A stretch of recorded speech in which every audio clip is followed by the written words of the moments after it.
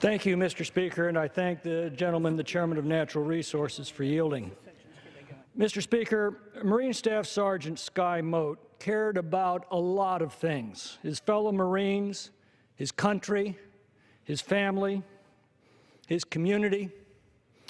But his father, Russell, recalled that he never cared about medals. He never showed them to us. Once he said, "I found one in his laundry." The irony is that Staff Sergeant Skye Mote received the second highest medal that our country can bestow upon a Marine, the Navy Cross, for his heroism in defending his fellow Marines on the last day of his life, August 10th, 2012. The Navy Cross is in addition to the Purple Heart, the Navy Marine Corps Commendation Medal, the Navy Marine Corps Achievement Medal, 2 Combat Action Ribbons, and 3 Good Conduct Medals that he earned during his 9 years of exemplary service to our nation.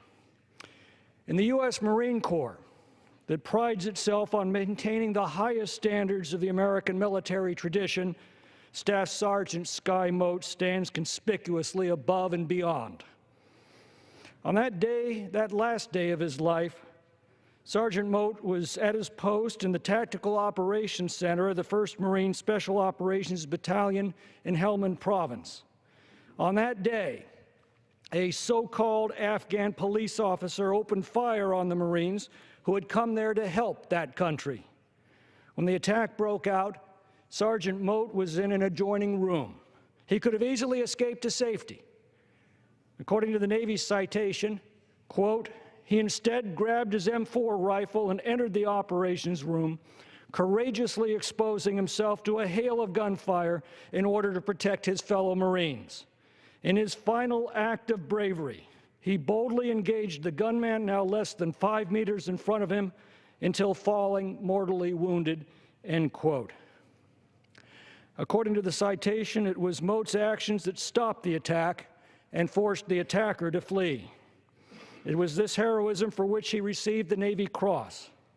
We know that he didn't care much about medals, but he cared so deeply about his Marine Corps brothers that he gave his life for them. And many who would have perished that day will go on to lead long and productive and prosperous lives because Skye Mote sacrificed his own for them, as did Captain Matthew Manokian of Los Altos Hills, California, who also gave his life to defend his fellow Marines that day.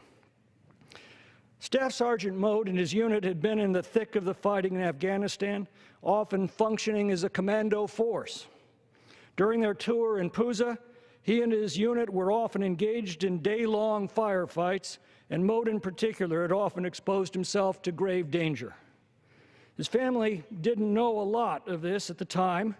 His stepmother, Marcia, said he'd always say, "I'm going to go on a camping trip," or "I'm going to go on a hike." He didn't want to give us any reason to worry. His father said that although his son was indifferent to medals, he was intensely proud of his EOD badge, designating his service as an explosive ordnance disposal technician. Russell Mote explained he was just a humble person doing his job, and his job was to protect his team. He was not like a gung-ho military person. You wouldn't know he was in the Special Forces. To the EOD technicians, bombs are not something to be avoided, but something to be sought out and disarmed. On one such day, Mote defused 2 IEDs, crawled through a heavily seeded minefield to save the life of his team leader, who had been severely wounded by a third, and then directed the evacuation of his unit. On that day, Sergeant Mote had earned a Navy Marine Corps Commendation Medal with a V for valor. On another very different day, nearly 3 years ago, Sergeant Mote returned home for the last time. Thousands of his countrymen stretched out more than a mile on El Dorado Hills Boulevard to silently express their gratitude and respect for this hometown hero. Hundreds more lined overpasses to pay their respects along the motorcade route. Still more stood silent vigil in front of Silva Elementary School and Rolling Hills Middle School, where he had attended as the procession passed by. 1,000 more waited for him at the church. Many knew him by his deeds. A fortunate few knew him as a person and recounted stories of his growing up in that community. His father recalled how Skye loved life, family, and friends, and he loved being a Marine. He loved to surf, he loved to hunt and hike in the Sierra. Marcia perhaps put it best when she said he was just everybody's friend and would do anything for anybody. Sky Mote was 27 on that fateful day in Afghanistan. He was born June 6, 1985, in Bishop, California. When he was still young, his parents divorced and his father brought his children to El Dorado. He married Marcia, and there they raised Sky and their 4 other sons. There, Sky joined the 4-H. He raised pigs and rode horses. He joined the Civil Air Patrol. At Union Mine High School, he lettered in track and cross country. He camped and biked and hiked with his family throughout the Sierra. And from the time he was a child, he spoke of someday joining the military and defending his country. Right after graduation in 2003, he did just that. And 9 years later, he returned home to be laid to rest by a country that honors him, a hometown that remembers him, and a family that misses him. Mr. Speaker, I wanted to share a little of what I've learned about Marine Staff Sergeant Sky Mote because it helps to answer the question that James Michener first asked: where do we get such men?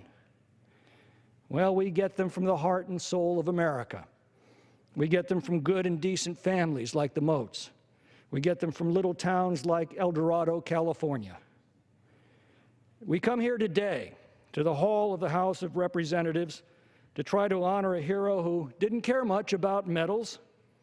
Lincoln at Gettysburg noted our difficulty in doing so when he looked over the quiet battlefield and noted that in a larger sense, we cannot dedicate, we cannot consecrate, we cannot hallow this ground. The brave men living and dead who struggled here have consecrated it far beyond our poor power to add or detract. But nevertheless, we try. Lincoln was right. We cannot add to the honor of his deeds. We come instead to draw inspiration from them. We reflect on a young life with all the hopes and joys and aspirations of a long and productive lifetime ahead, all sacrificed for a country that to this